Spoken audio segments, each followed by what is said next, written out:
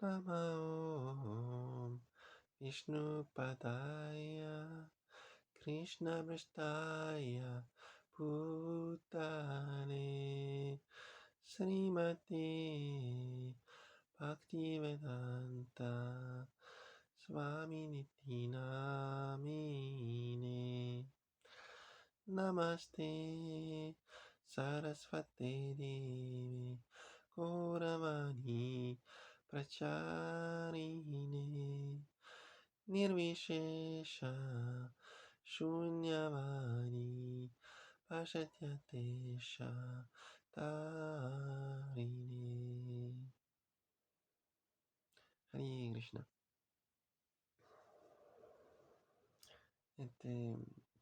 Täna loeme Bhagavad Gitast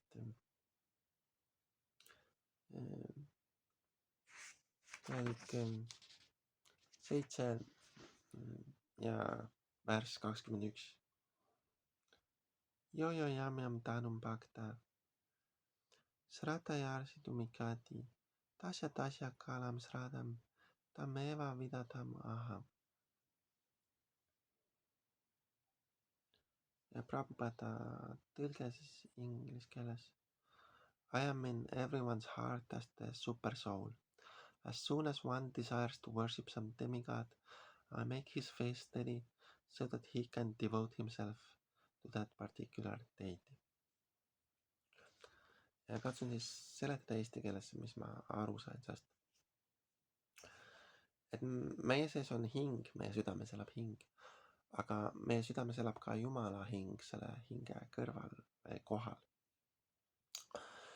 Ja tema, see Jumal nagu meie sees, tema on nagu religioosne. Ja kui kellelgi hingel tekib soov nagu ühenduda selle religioosse aspektiga, selle Jumalaga enda sees, ülemhingega, supersoolsega, siis Jumal annab selle usu inimesele, et hing hakkaks pühenduma Jumalale. Ja siin ta ütleb ka, et see võib olla ükskõik milline jumalus, mille poole inimese hing pöördub, kes on inimese sees. Et meil kõigil on iseseisvus ja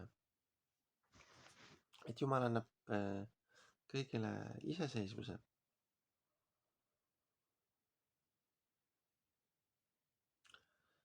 Et meil on täielik vabadus, täielik vaba valik ja iseseisvus on meie hingel teha, mis me soovime. Ja lihtsalt see Jumal meie sees, kes on selle hinge kohal, ülemhing, et tema on niisugune religioosne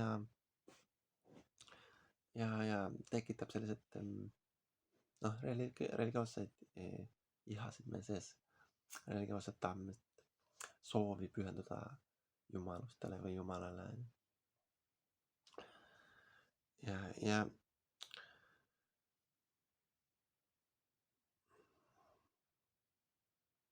siin on küsitud, et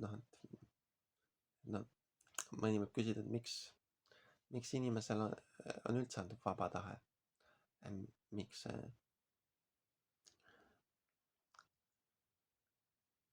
see on selline Jumala poolt antud vaba tahe inimesele. Aga nagu Bhagavad Gitas on öeldud, me peaksime